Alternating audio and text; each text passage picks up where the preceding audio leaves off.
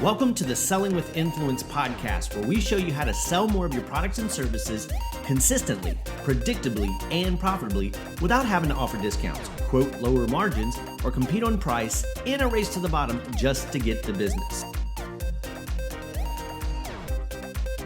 My name is Duane, founder and CEO of I.N.F.L.U.E.N.C.E Seminars, and I am your host. Hello and welcome back to the Selling with Influence podcast. My name is Duane, founder and CEO of I.N.F.L.U.E.N.C.E Seminars, and I am your host. So glad you're here. Today we're going to talk about something that's wildly important to every single one of us. If you're a sales professional, a sales manager, sales VP, or a business owner or an entrepreneur who has to sell, because nothing happens until we do.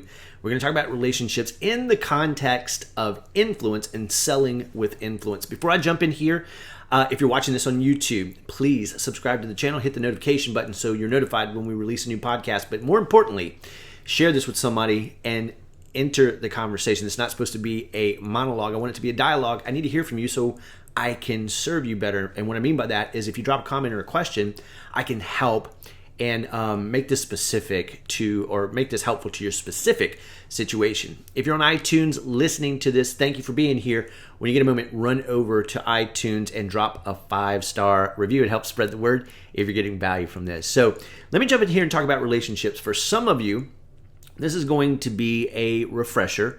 Some of you, it's going to be validation that what you're doing, if you're nurturing and building relationships constantly, is what you should be doing. And for some of you, it's going to be an aha, like it was for me when a mentor of mine just the other day reminded me that I needed to be doing more of building and nurturing relationships. And let me just kind of paint the picture of how this all plays into the selling with influence model. And by the way, if you're new to the show, run over to sellingwithinfluence.com, and there's a quick overview about what selling with influence means and the pieces that come together, the acronym influence, and how it can serve you in your current sales methodology, process, and conversations. But I'll say it this way. I'm brought back to the beginning of my sales career. I was a big Zig Ziglar fan, which I know a lot of people who are listening to this were or are. And rightfully so. What a legend, right? But one thing I love that Zig always said from very early in my sales career is you can have anything in life you want as long as you're willing to help enough other people get what they want. And I have to be honest and say, I really did not understand the fullness and the depth of that saying. And I was young. I was inexperienced. I didn't realize how that all played out. In fact, I was like, how's that work? How am I going to get what I want if all I'm doing is helping other people get what they want? But here's when I understood it, and it was about 6 years ago. Here I am, 14 years in sales. Now I'm 12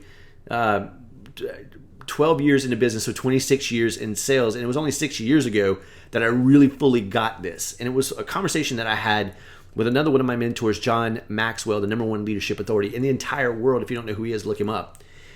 John's known for saying two things. Everything rises and falls with leadership. Well, what does that have to do with me, Duane? I'm in sales or I'm in business. Leadership is everything. Everything rises and falls with leadership. Sales is no different. I was working with a group the other day of salespeople, and I tried to impress upon them that leadership was one of the foundations and keys to their success and their influence. And they're like, we're not leaders, we're just salespeople.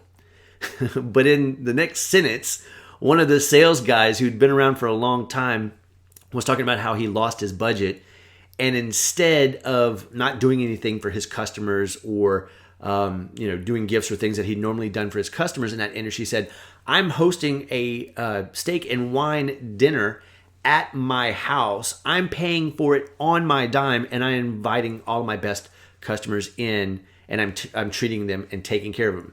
He just didn't that was leadership in its essence. He just wasn't labeling it that way. But I digress. Leadership, everything rises and falls with leadership. And another thing John Maxwell says is leadership is influence. Nothing more, nothing less. And so let me wrap it in a nice bow and say that everything rises and falls with influence. Because if leadership is influence, nothing more, nothing less, and everything rises and falls with leadership, you get it, right?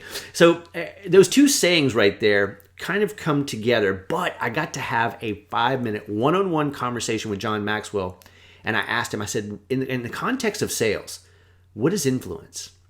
He said, Duane, have you ever tried to give something to somebody, do something for somebody, offer something, create something, buy something, and try to give it to them only to have them reject it, push it away, or not really be excited about it? I'm like, yeah.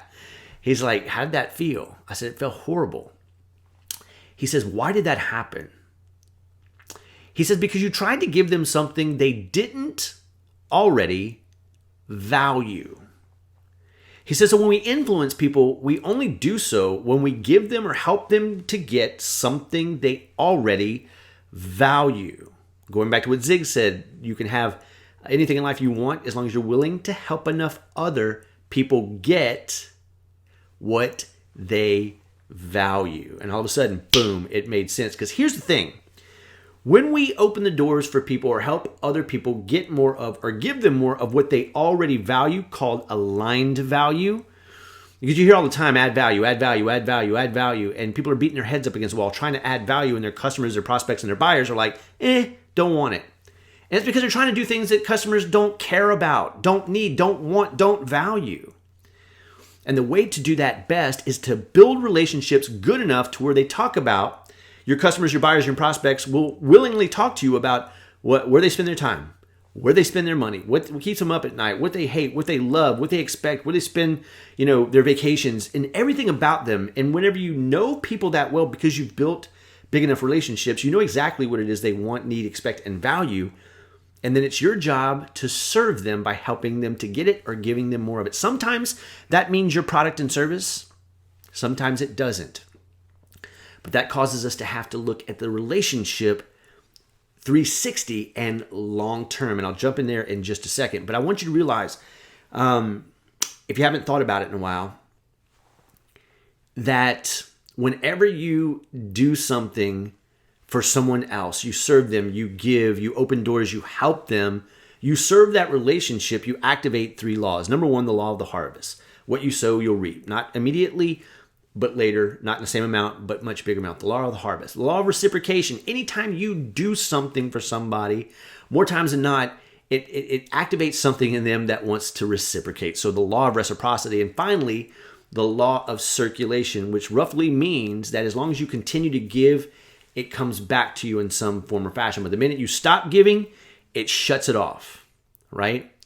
And the reason I say that is because that helps us to think long-term about the relationships that we're building, right?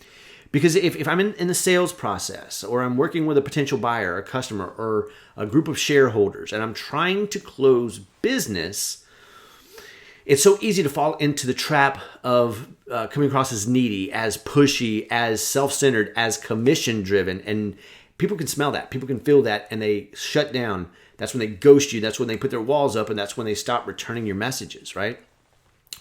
But if I can go into my sales conversations, in my sales process, letting go of my agenda to sell something, but make my number 1 goal to make friends and build better relationships long term, the whole sales game changes. Obviously, if you haven't read this book, maybe you're new to sales, maybe you haven't read in a while, maybe you've heard about it time and again, but you're like, I'm not reading that, is the book How to Win Friends and Influence People. If you want to know the foundation, the timeless methodology for going about connecting, building relationships, nurturing relationships, serving, and creating a network of really good friendships and relationships, whether they're business or personal, that's a great book to get. I recommend it. But here's what I'll say about that where you sit right now. Take your agenda to sell something and put it away and say, I'm going to be in service to this buyer, to this customer, to this prospect. I'm going to solve every problem I possibly can. If I see some solutions, products, or services that I can recommend or advocate that they take advantage of, I'm going to do it. But ultimately, if I find there's a better way for them to be served or for them to get more of what they want and I can't give it to them, I'm going to open that door for them. And I'm going to treat them 100 ways better than everybody else out there in the marketplace. And I'm going to care about who they are as a person, as an individual, as a long-term friend or relationship, knowing that if I do that consistently with my current relationships, with my past relationships that I may need to resurrect, or the people in my life, all of a sudden their trust in me, the no-like trust factor is escalated. Even if they can't buy from me and they go to another place, they'll honor me and respect me for having said, you know what, I'm not the best fit, go over there. That when somebody approaches them and starts talking about what I do, they're going to look, I couldn't work with Duane because of our particular situation, but oh my God, the dude knows selling. You need to work with him if you need some sales training, or if your salespeople are not quite getting it done and they're inconsistent, you need to go see Duane. Because I didn't say, oh, I'm the answer to everything, and you need to buy from me. I said, no, okay, that's not the thing. You need to go see this guy over here. You need to go see this gal over here, right? And I did what was in their best interest. I fought for their best interest harder than I fought for my own, knowing that the law of reciprocity, the law of the harvest, and the law of the circulation was going to come back to me. But the reason that salespeople have a bad name and have stereotypes is because only the true professionals approach the relationship that way. They realize that long game is much more important than transactional short game. And I got to say that I didn't always know this, and I'm still learning it, and I'm resurrecting relationships that I haven't talked to in a long time. And I will admit that I've minimized it in the past, and I'm starting to realize how very important it is. But I think the first place it was shown to me in real time, and the place that I learned this in practical reality, it's not just theory, was when I was at my first pharmaceutical sales job. I talk about that job a lot because I learned so much just in that time that has taught me how to succeed in my own business, right? I mean, literally everything I need to know about succeeding in business and the success I've had up until this point, I owe all to that moment in time when I was trained and went through the experience at that first pharmaceutical company. And what I learned was I was going to be in pharmaceutical, I didn't know this, but I was going to be in pharmaceutical sales for 6.5 years. And some of the doctors that I called on from the very first day with that very first company, I called on for the entire 6.5 years that I was in pharmaceutical sales. And if I could go back and start again, what I would do, and this is what I want to share with you, is I would spend 80 to 90% of my first 4 calls on a single physician, I'd spend building connection, bond, relationship, and trust. Because I know that there'd be plenty of time to sell if I just understood who they were, what made them tick, what they need, what they desired, what they wanted. And then forevermore, I could call on them for the next 6.5 years and give them and help them get more of what they want. But what I do instead, being young, being unknown, and being ambitious, many times it was very transactional. And there was a lot of doctors that I couldn't call on anymore because they didn't want to see me or we didn't get along, and so they weren't responding to my message. But life works that way too, My entire business, Influence Seminars, started by connecting with a relationship, a friend who knew me, liked me, trusted me, wanted to see me succeed. And it was a slight mention over a cup of coffee with that friend. I said, hey, I'm in pharmaceutical sales, but my goal and what I'm trying to accomplish is I want to be a professional speaker, trainer, and coach. And I'm looking for a company that I can go in and train and make a difference for. And that friend said, hey, I think you would be really good at our company. Let me reach out to the owner. That turned into my first paying gig, my second paying gig, and ultimately my third paying gig from one relationship that I simply made a mention to. And do we build relationships just so that we can get stuff? Absolutely not. We build relationships so that we can give stuff. But when we get a relationship, when we get a reputation of being people who are servants, who are there to give, who are there to help, to open doors, to solve problems for the people in our lives, whether it's business or personal, you build a bond, a respect, and a trust that you can't put a dollar amount on. And if you're not doing that right now in your selling career or in your business, if you will start today, make a list of the people who know you, like you, and trust you, or have at some point in the past. And if you haven't talked to them in a while, reach out to them. Just send them a message on LinkedIn or send it via Facebook or send them an email or a text, whatever you can do is just say, hey man, how's it going? We haven't talked in a while. Hope you're doing well. And they're going to reciprocate. They go, hey, how's it going? No agenda. Just restart the relationship. Serve the relationship. I just reached out to a guy who, I wouldn't say we were big friends because we never established that relationship. But at the beginning of our relationship, I was doing a sales training for Dell Computers. Actually, it was a sales negotiation skills class. And our relationship started at the front desk when we were checking in to go back to the room. And throughout the day in the class that we did, he got some ahas. He took them away and he used it. And it helped his sales career. It helped his business. He was able to close his first $1 million account. I followed up with him like 6 months later because we had connected on LinkedIn. I hadn't talked to him in 6 months. I said, man, how's it going? He says, oh my God, let me tell you how it's going. And he told me about closing his first $1 million account and how he had transitioned out of that position into a VP of business development for another tech company. And now he's made another move, all from the stuff that I was able to give him. And that's where the relationship started. So I reached out to him and said, hey, how's it going? We haven't talked in a while. He goes, it's going great. I'm finally in a better place. Blah, blah, blah. I said, well, let's connect. Let's have a Zoom call. No agenda. Just let's connect, right? Because he's good people. And he said, yeah, man, I'm looking forward to it. It's been a while. He says, hey, just a heads up. I'm going to ask you for some free advice. I'm like, bring it, man. All day, every day. And, and after I do that and I serve him again, I'm well justified in saying, hey, man, here's what I'm trying to accomplish. I want to work. I want to get on some more stages, virtual stages, webinars, podcasts in front of sales VPs or CEOs where I can help and serve their people. Do you know anybody? Do you think he's going to be willing to open those doors for me? I think he would. And it's not about what I can get. It's about what I can give. And if I approach my business that way, and if you'll approach your business that way every single time, you'll have more stuff coming to you. You'll have more doors open to you. You'll have more referrals given to you. Because I know in sales, we're under such pressure to meet quota, to meet our goals and ask for referrals. But man, the best way to get referrals, to get more business, to open doors is to give every person that you're in front of your very best in service, in friendship, thinking long term, and keeping in touch. Just like you would in your CRM, touching base and following up with your customers. The fortune is in the follow-up. The same thing is true for your relationships, whether they're personal or professional.